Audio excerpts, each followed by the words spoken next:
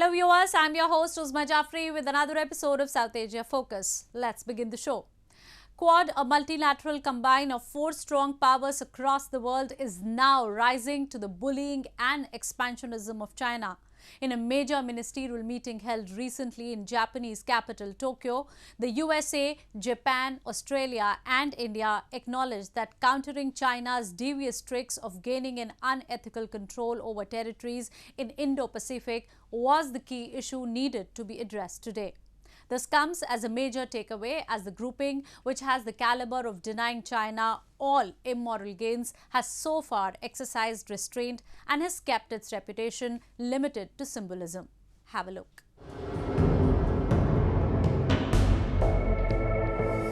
The United States, India, Japan and Australia have taken up a new task. They all have braced themselves to show China its real place. In a multilateral meeting held recently in Tokyo, the foreign ministers of all 4 countries decided to not only impede Chinese expansionism, but to also counter its exploitative designs that had lately held smaller countries in the region hostage to its plans. US Secretary of State Mike Pompeo said it was more critical now than ever for the regional allies in Indo-Pacific to collaborate against what he called Chinese Communist Party's exploitation, coercion and corruption.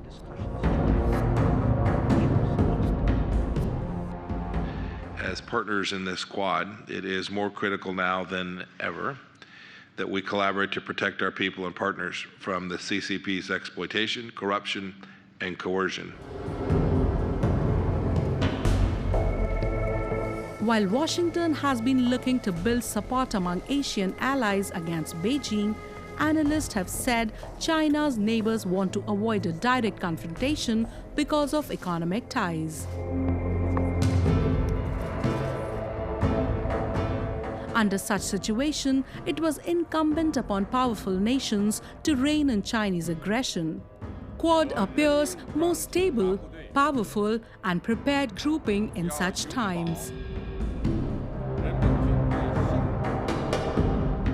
This growing assertiveness of these nations has already spooked China, and it has denounced the grouping stance as an attempt to contain its development. However, the Quad, which is a more credible grouping than China on any given day, says that it had a positive agenda and wanted to see a rule-based order in the region.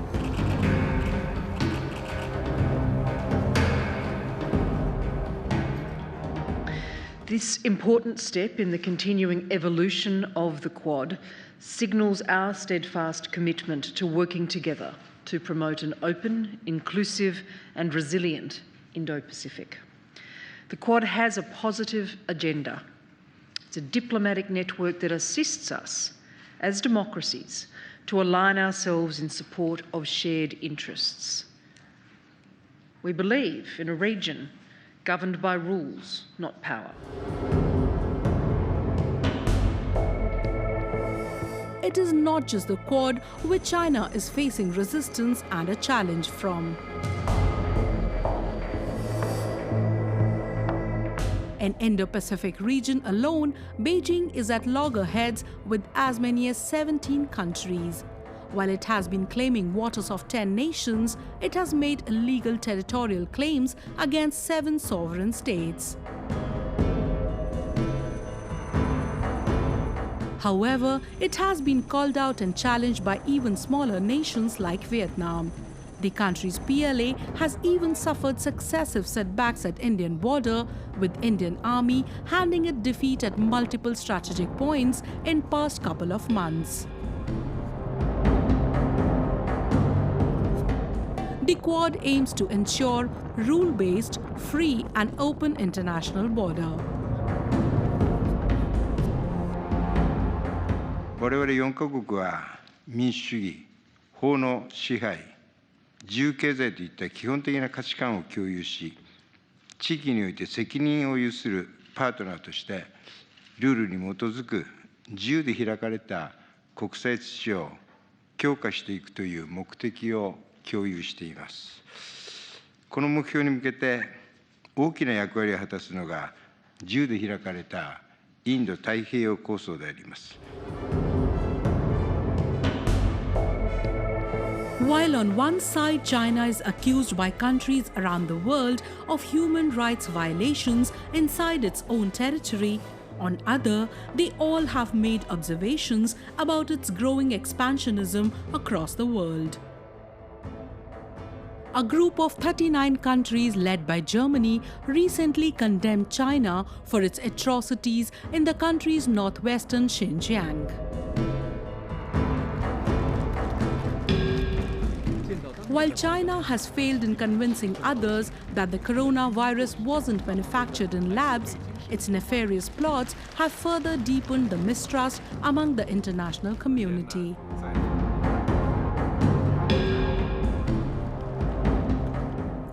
We are now joined by Anil Trigunayath, a former Indian diplomat and a distinguished fellow at an Indian think tank. So, Mr. Trigunayath, how do you analyze the recent meeting of the Quad, and do you think Quad can ensure a rule-based order in the region and deny China a regional hegemony? The basic purpose of this was essentially to review the global situation, review the regional situation in the Indo-Pacific, as well as to also discuss the possibilities of further collaboration in countering the hegemonistic agenda of certain countries. Of course, for the United States, China is the main adversary. As far as India is concerned, we have seen that for the last 4 or 5 months, the Chinese are grabbing our territory and are posturing, aggressing into India. They have done so in Japan. They have done so against the Australians. So therefore, as far as the bullying and hegemonism of the Chinese is concerned, I believe that the countries are looking at the possibility, because see, the unhindered movement through the seas is extremely important for every country and for every nation around the world for free trade. And so therefore, rule-based order, the freedom of navigation are extremely important parts of this enterprise. Now, it is essential that Quad, of course, cannot be called a military alliance, even though all the countries in the region are conducting exercises or trying to align their interoperabilities and have signed various agreements to this effect.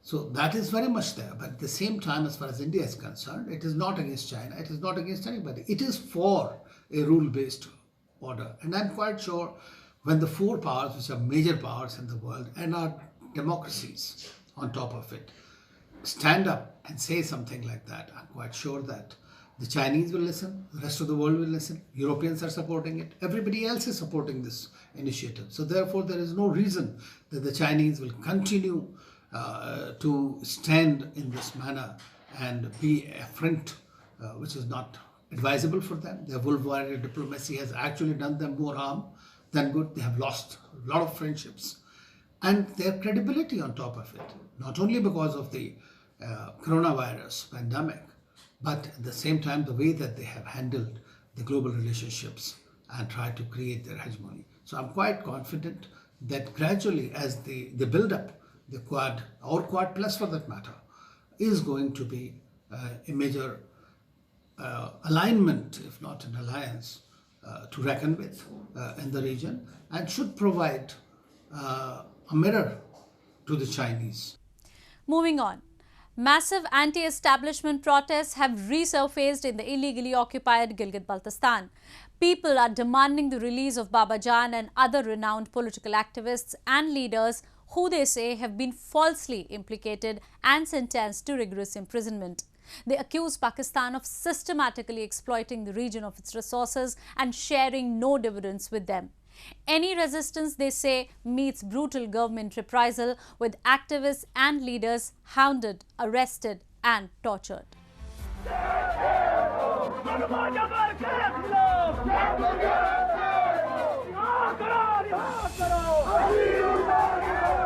A wave of anger has swept towns and villages across the illegally occupied Gilgit Baltistan after the Stooge administration launched a crackdown against the political activists, dissenting political leaders, and anybody who hasn't fallen in line with the arbitrary orders of the government.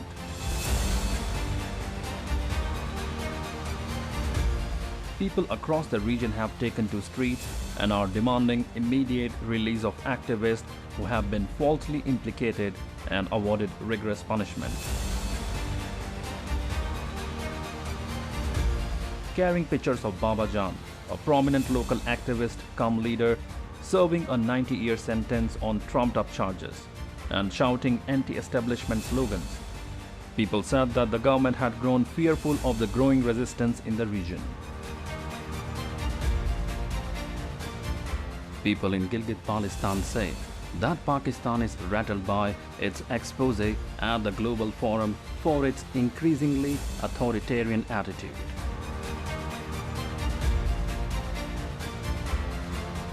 ये जो हमारे जो भाई हैं जो पिछले 9 सालों से तकरीबन जेलों के सलाखों के पीछे हैं, कैद व बंद की सोबतें बर्दाश्त कर रहे हैं, इनकी बात कहां नहीं पहुंची, इनकी आवाज कहां तक नहीं गई। इस मसले को यूनाइटेड नेशन ने अपनी रिपोर्ट में भी दर्ज किया। यूएन कमीशन की, ह्यूमन राइट्स कमीशन की रिपोर्ट में भी यह वाकया जिक्र हुआ। इस जुल्म का जिक्र हुआ जो गिलगित बल्तिस्तान के हमारे भाइयों के साथ हो रहा है। Leaders have now appealed the youth of the region to remain united against the barbarity of the establishment. They say the establishment is planning a systematic elimination of all the voices that posed it a challenge. Punjab से bureaucracy आकर हमारे लोगों को target करके दबाया जाता है। आज हमारे लोगों की बिजनेस मफलूज है, आज हमारे छोटे कारोबारी तबका वो भी मफलूज का शिकार है। आज हमारे यहाँ के मेहनत कश तबके के घरों में फाके पड़ चुके हैं। हमें उठना होगा, नहीं तो एक एक करके हमें इसी तरह सिसक के ये मार देंगे। आपको कमर किसका खड़ा होना होगा।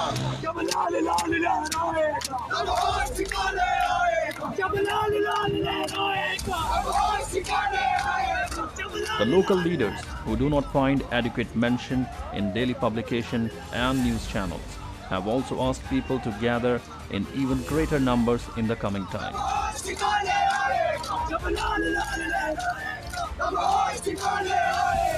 They say an intensified movement was the only way to ensure release of their fellow citizens. They have asked the authorities to release all of them before scheduled elections of 15th November.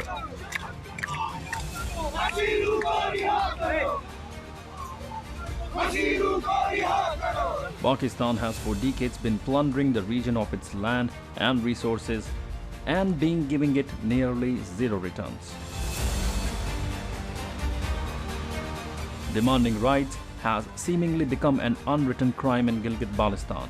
Anybody who has dared raise his voice against the discrimination has been subject to intimidation, arrest, and imprisonment.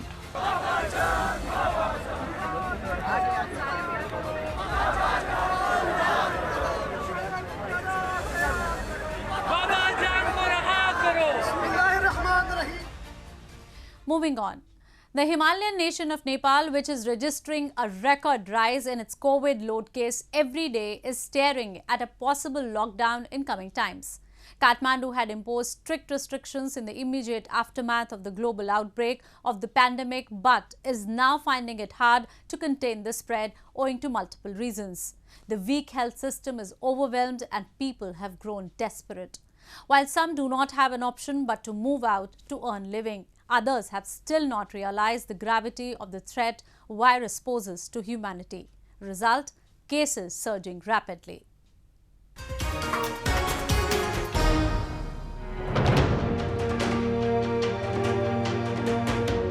China's neighbor Nepal 65 times smaller its size with 45 times less population, has surpassed it in the number of total COVID cases it has reported so far.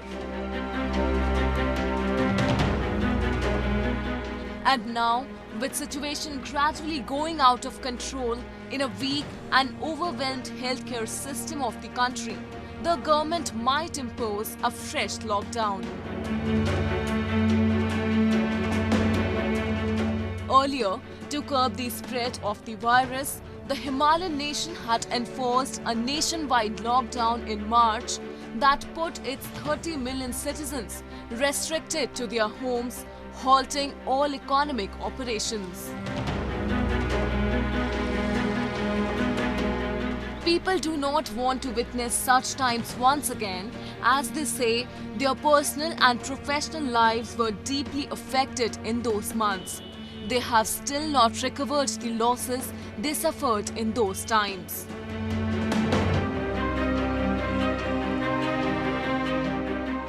अब यसको लागि चाहिँ सरकारले चाहिँ सकेसम्म चाहिँ तपाईको कस्तो भने अब लकडाउनले त धेरै असर परेको नै छ हैन अब त्यसको अलावा चाहिँ हामीले आफै सुरक्षित भएर अब भनौं न दूरी कायम गरेर भिडभाडमा धेरै नगएर मास्कहरु लगाएर अनि आफू चाहिँ सुरक्षित रहेर त्यो गरे भने चाहिँ हुन्छ त्यसमा चाहिँ कन्ट्रोल ल्याउन सकिन्छ नभएर यो लकडाउन गर्यो यताउति गर्यो भने त फेरि जनताहरु त फेरि त्यही पुरानै स्थितिमा फर्किन फेरि बाध्य हुन्छ त्यही भएर गाह्रो नै हुन्छ लकडाउनको चाहिँ एकदमै मार पर्छ लकडाउनले चाहिँ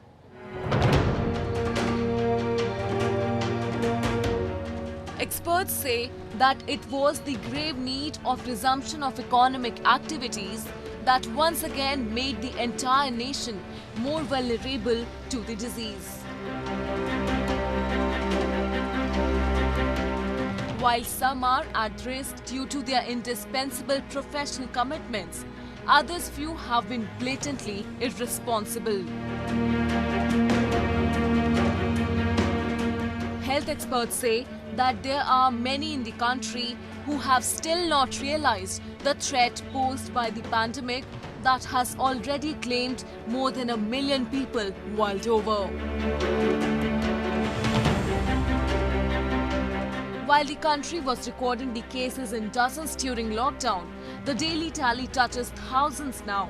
Everybody from a common man to PM office is affected. 3 advisors to Nepal's Prime Minister KP Sharma Oli have been tested positive.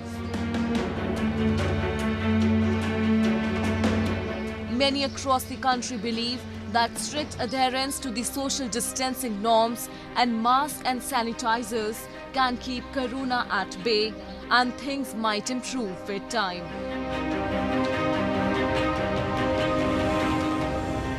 अब जस्तै यस्तो छ हाम्रो लकडाउन पनि लामै समयसम्म रह्यो हैन तर लकडाउन मात्र पनि एउटा समाधान होइन मान्छे आफैमा सचेत हुनुपर्छ जस्तो लाग्छ जस्तो सोशल डिस्टेन्सिङको कुरा छ सैनिटाइजेसनको कुरा छ हैन अब हामीले एकदम भिड यहाँ देखिरहेका छौं मान्छेहरु कोही त अब मास्क नलाइकन पनि हिडिरहनु भएको छ गभर्नमेन्टको स्टेप एकातिर छ भने मान्छे आफैमा पनि सचेत हुँदा चाहिँ यो अलिकति कन्ट्रोल हुन्थ्यो कि जस्तो मलाई लाग्छ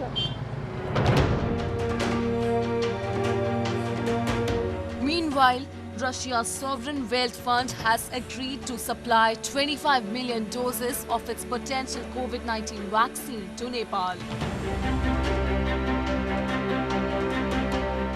The Russian Direct Investment Fund has struck multiple Sputnik 5 vaccine supply deals abroad, including to supply 100 million doses to India, where it also expects to hold clinical trials. Neighbouring India has also supported Nepal by sending tons of medicines and medical equipments. China, on the other side, which calls itself an ally of Nepal, has not been committed enough in lending a helping hand. Else, countries like Nepal, that are very small in size and population, could have been saved by those who are the originator of the virus and have contained it under 100,000 cases.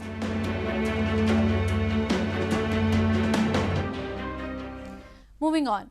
Ladakh, a mountainous region and a union territory in the North India, is said to be a heaven for adventurers. Bike riders from all corners of India and other countries visit the Himalayan region to ride on rough and hilly terrains and enjoy a fun-filled experience. Recently, a 2-day biking festival was organized in Ladakh, where adventure lovers participated with great zeal and enthusiasm. Let's have a look.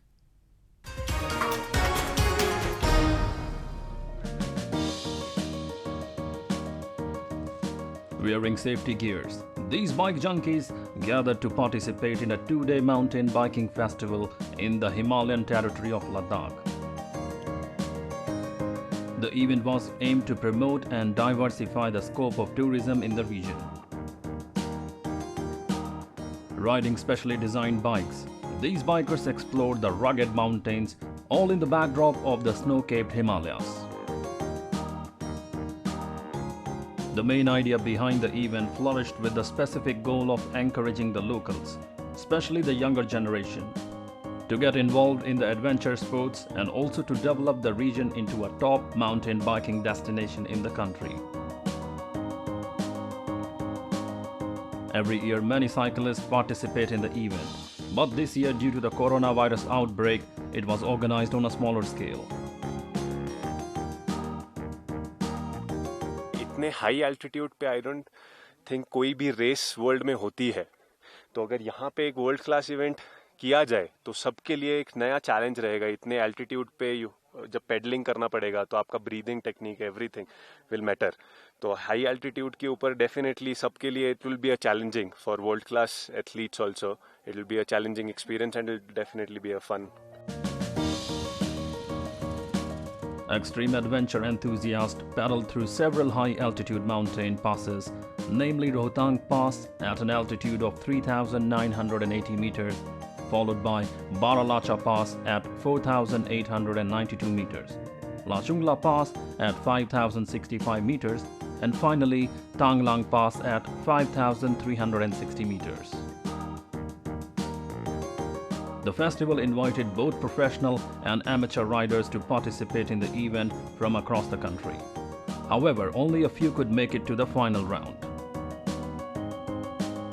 At the event, organizers said they hope to draw bikers from across the world for adventure tourism in the region, which is mostly dependent on local agriculture and cultural tourism. This is the day 2 of Ladakh Mountain Biking Festival, which is organized by the Tourism Department of the UT Ladakh in collaboration with Altoa and Unexplored Ladakh. Well, this is the second day of the event, and today we are going to have the downhill section of it, and we have around 10 to 15 participants, and out of which 8 of them are from the outside professional riders which have been invited specifically for this event. Well, basically this is for mountain biking promotional in tourism sense. So this is to diversify the tourism industry in Ladakh, and mountain biking fits perfectly in it. Such type of activities offer immense opportunities to encourage adventure tourism in the region. Located in the deserts of the Himalayan region, Ladakh is one of the highest inhabited places in the world above sea level.